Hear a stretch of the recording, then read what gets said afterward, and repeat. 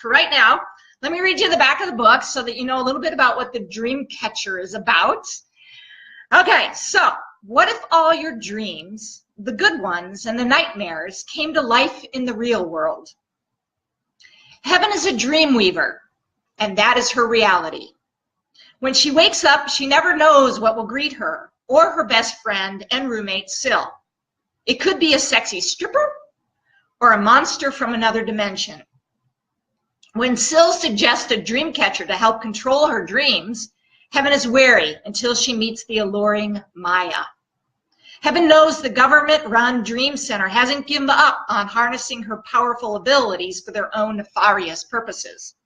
She also knows that Maya could be her only hope. Maya introduces Heaven to her sister Leah, and Heaven soon learns that Leah has her own agenda related to the Dream Center, and she'll do anything to see it through. Between the government, the powerful dream-catching sisters, and her own nightmares, time is running out for Heaven. She wonders who she can trust. Are her growing feelings for Maya real or just another dream? Can this lovely dream catcher protect her, or is Heaven truly on her own? Okay, here we go. Prologue. I was the only one in the infirmary, and that was fine with me. I never knew when I would slip into that dark place and put others in grave danger. Syl had been giving me medication to help me sleep and control my dreams. I wasn't particularly happy with the side effects because it turned me into a zombie, alive, but not really. And yet, it was better than the previous 6 months in Spartan's increasingly unbearable training. Someone shook my shoulder and I popped open my eyes. Something was different. I felt clear-headed when Syl shoved a set of clothes into my hands. Put these on and get dressed. I looked at her, wondering what was going on. Hurry up, Heaven. We don't have a lot of time. She glanced at her watch. Shift change occurs in 10 minutes, and one of the guards waits until the previous shift leaves before sneaking out for a cigarette. Okay, I mumbled. I put on the jeans and sweatshirt she'd handed me and laced up the tennis shoes. I sat on the bed ready to go. Syl kept looking at her watch. I guessed that about 15 minutes had passed when she poked her head out the door and motioned for me to follow her. We hurried down the hall and she used her security badge to move us through the 3 separate checkpoints. I thought we were home free when we reached her car, until I heard a man call out, "Stop right there, Dr. Kraus. I don't want to have to shoot you." "Get in, Heaven," Syl directed, as she slid quickly into the driver's seat. I hadn't even had a chance to shut the door or buckle myself in before she screeched off. I managed to close the door and began fumbling with the seatbelt. I didn't think I would survive this car ride, but I'd rather die in the car with Syl than strapped in the chair in the midst of their regimen of torture. Syl was probably a race car driver in her previous life. We barreled past the guard in front of the gate.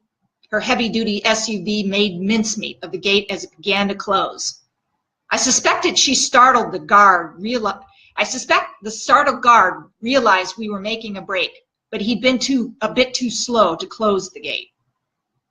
I tried to keep the bile from surfacing as Syl took our tail on a wild goose chase. I decided not to sneak another look when I noticed the speedometer reach 100. I guess that Syl had given me a placebo instead of my normal meds because I was far too alert, feeling every twist and turn in the road. At that moment, I almost wished for a trip back to Zombieland. Syl kept looking in the rearview mirror and finally lowered her speed. Her self-satisfied expression alerted me that we'd finally shaken whomever was following us. "Can you please pull over for a second?" I croaked.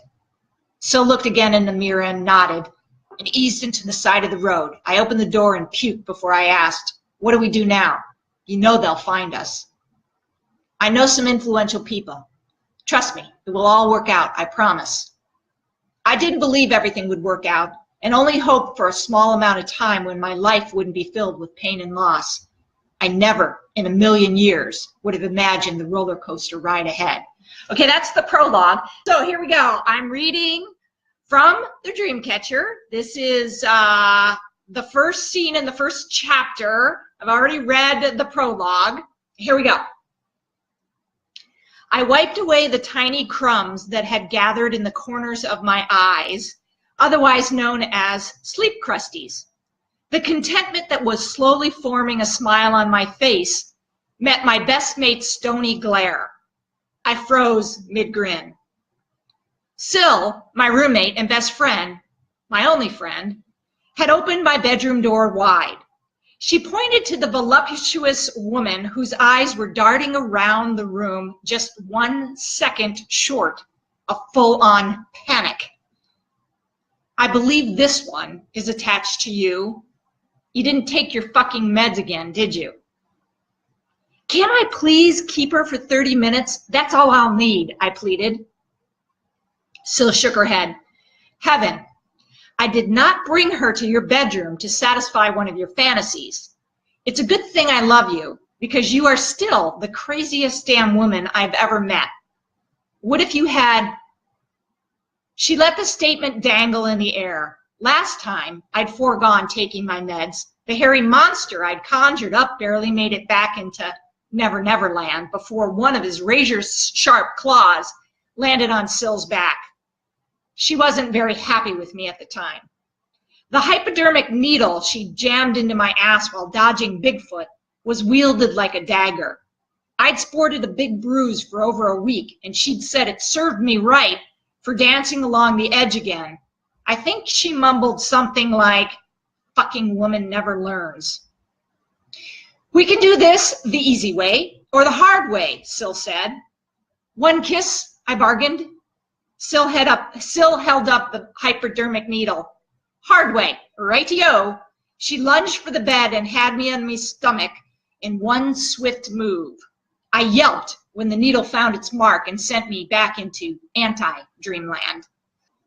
When I rolled over and felt the soreness in my right cheek, I remembered the early morning hope bubble Syl burst before it formed.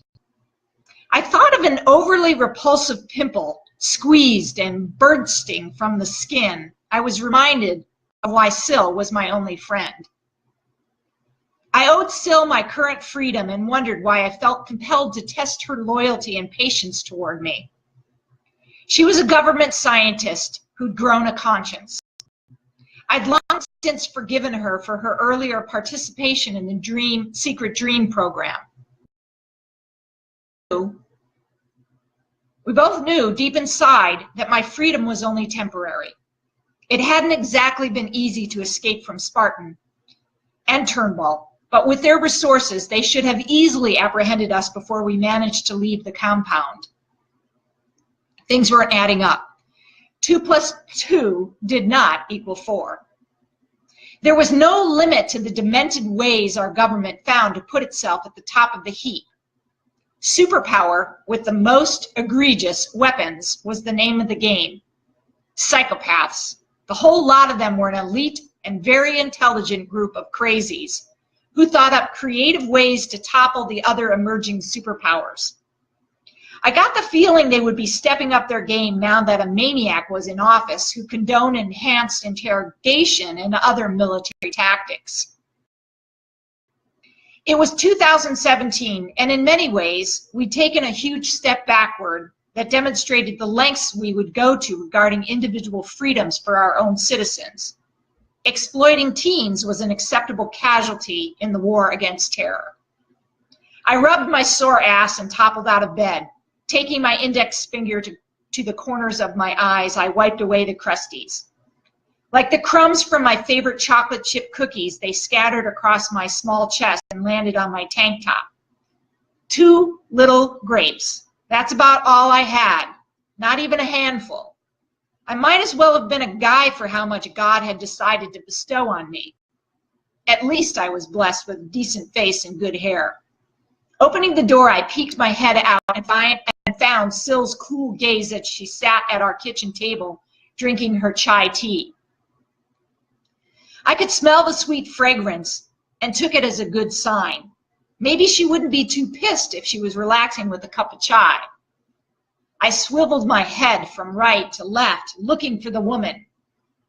Sil arched her eyebrow. Really, Heaven? There's always a first time. Remember the motto, whatever you can think up. And that's why we came up with the antidote. Shutting down your creations is a full-time job. Sil took a sip of her tea and sighed. Sit down, Heaven. We need to have a heart-to-heart. I can't keep doing this. I shuffled into the room and sat heavily on the zebra wood chair. It was beautiful wood, but not very kind on my already sore behind. It was just one night, and I was having a really good day. I knew I'd only conjure up something nice. Well, nice for me. You already have someone. I started to pour myself a cup of tea. That's what I wanted to talk to you about. Listen, the only reason that I haven't moved in with Darla yet is my head popped up, and I felt the heat rise to my face. My good mood was taking a turn in the wrong direction. So, I'm some kind of charity case. Is that what you've been doing? Got to make sure the dream weaver doesn't create havoc. We can't have that now, can we? Too bad your pals didn't consider the consequences of turning a crazy, bipolar woman into a weaver. Oh, wait, that's exactly what you hope to develop. That dark side does make the best weapons now, doesn't it? Why didn't you guys just pick on the normal run-of-the-mill sociopaths? You know, your brothers and sisters in crime. I was on a roll. I took a deep breath and was about to continue my rant when Sil held up her hand. She pinched her nose and appeared to gather her energy. I didn't want to take a journey down memory lane. The road wasn't easy to travel. But the conversation sparked the memory, and I was forced to remember our time in the Dream Center. Spartan had me strapped to the chair again. Steel plates kept my head in place, so I couldn't look away.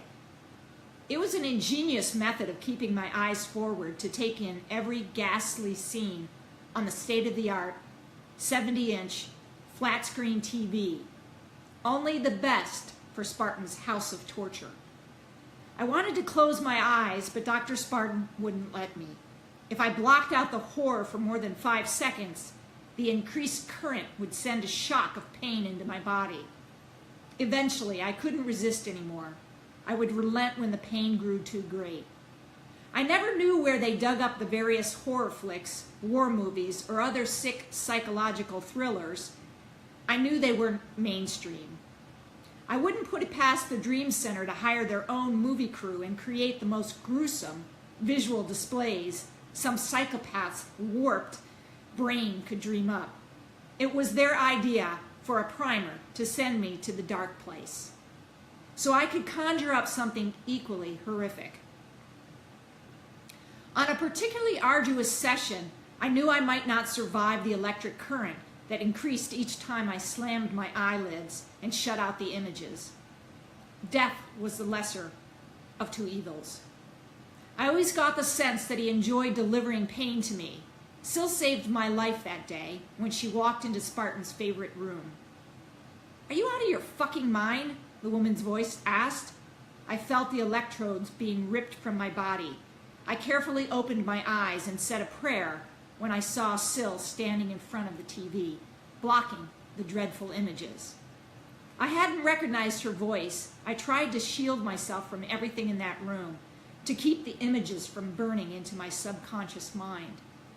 I could almost taste the shock and regret that emanated from her eyes. It wasn't exactly pity I saw, but I knew the sight before her was dire. I must have looked like dog crap. "How dare you interfere in my training session? Go back to your lab, Dr. Kraus, and finish refining that serum we need," Spartan said through gritted teeth. With an eerie calm, Sil responded, "If you kill Heaven, she won't help you achieve your goals. I believe that Mr. Turnbull has special plans for her, and I wouldn't want to be in your shoes if this asset is lost due to your incompetence. I think it would be prudent to have him see for himself how your methods impact our precious resource." After she spun on her heel and left the room, Spartan called in one of his lackeys to supervise. I understood why when Turnbull burst through the door. "You moron, get her to the infirmary. If she expires, I'll have your head. Yes, sir. After the debacle with the dead scientist and my out-of-control apparitions, Sil was assigned to control me. I didn't have a clue why the government thought it was a good idea to experiment with someone who was bipolar, but it seemed like the most successful dream weavers were those with personality disorders. It was ironic how scientists could control the worst psychopaths, but they weren't able to control me. 6 researchers had lost their lives in the pursuit of science. That actually just made me more unpredictable, as I blamed myself for every single loss of life resulting from my creations. I did discover later that an apparition that wasn't even mine had cost the biggest loss in my life. Nevertheless, it was a never-ending spiral. Something bad would happen, and I would go darker. Sil had always been kind whenever she had to inject me with a new drug. I knew she was taking extra care to hurt me as little as possible. I saw the compassion in her eyes, and I was grateful for the reprieve from my training sessions. Sil hadn't been around lately because they were starting a new regimen, and controlling me was no longer their objective. I think they believed they were on the verge of a breakthrough that would allow me to create and control my monsters. 2 weeks later, when I had sufficiently recovered from Dr. Spartan's overambitious training, Sil found a way to take me away from the Dream Center. I didn't have a better alternative, and deep down, I did trust Sil. I had put my life in her hands back then, and I was still in her care. I shift myself back to the present and our conversation. I have a solution. Darla knows this dream catcher. The wood chair scraped across the floor as I abruptly stood. Forget it. I'm not going. I crossed my arms over my chest. Sil sighed again. God, you are impossible. She's a lesbian, and she's just your type, curvy in all the right places. Darla says she's a real sweetheart. She's offered to work with you for free. My eyes narrowed. I was skeptical. Why? What's in it for her? Darla told her about you, and she wants to meet you. She's only met the low-level weavers and is intrigued by your abilities. I leaned against the wall. Catchers are the worst than shrinks. The meds are bad enough, and now you want me to sick their fancy mojo on me? One time. It was one time. How was I to know the catcher was sent by Spartan? I finished for her. Now there's a real sweetheart. Why didn't he volunteer one of his star lab rats? I can't imagine he would dream up anything less for the total annihilation of our, I made the symbol for quotation marks, enemies. You know the answer to that, she answered. I did know the answer to that. We both knew they were just biding their time. Neither one of us was a fool. We knew they'd allowed us to get away. I was too valuable to them, and they knew Sil was the only person who could control me. Talent like mine was rare, very rare. There were a handful of us who could do what we did, but like any maniacal experiment, there were always unanticipated side effects. The side effects were the final straw for Sil. Finally, she recognized the dangerous game they were playing. We knew there was an underground group, but no one knew how some of the catchers managed to escape and stay free. They remained on the fringe, just outside of Turnbull's control. There were even rumors that a few low-level weavers were free. That gave me hope. We've both made mistakes, but I trust Darla.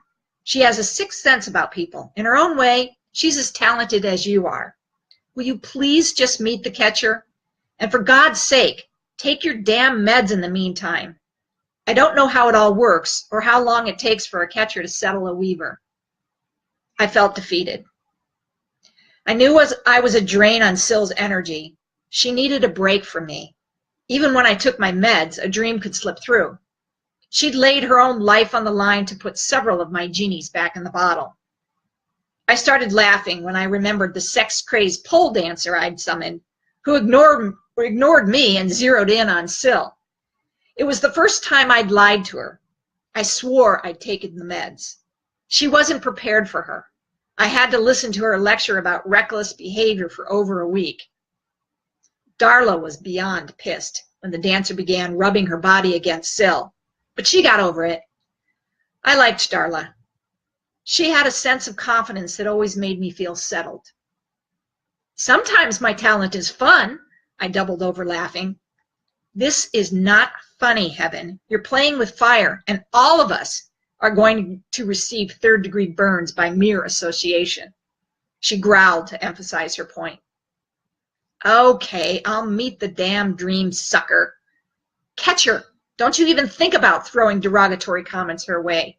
You know how much they hate being called that, Syl warned.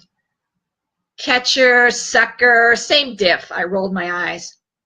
Fine, Miss Dream Screamer. Mean. You're just plain mean. All right, point taken. I'll be nice. She'd better be as hot as you say. Do you think she'd have sex with me? Heaven! All right, I was just kidding. I wasn't kidding. I hadn't been intimate with anyone in over 2 years. Who wanted to take the chance that a huge, scaly monster would nestle between the sheets in the middle of the night after hours of mind-blowing sex? Or that a voluptuous woman would barge in on an intimate moment for a menage a trois, I'd imagined. More than one woman had left me in a huff over that stunt. Not that I was skilled enough to give my partner phenomenal sex.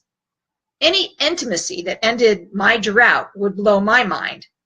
It was hard to keep the fact that I was a dream weaver under wraps after the first few disastrous liaisons. So, when is this little blind date set up for? It's not a blind date. She's coming over for dinner. Fine, you're cooking. That was unnecessary. That was an unnecessary declaration. We both knew that. I couldn't even manage to boil water without burning the pan. Okay, that is it. That is the end of chapter 1 in the Dreamcatcher. And like I said, I will actually pull all the little Facebook Live videos together and make one reading so that it's all put together.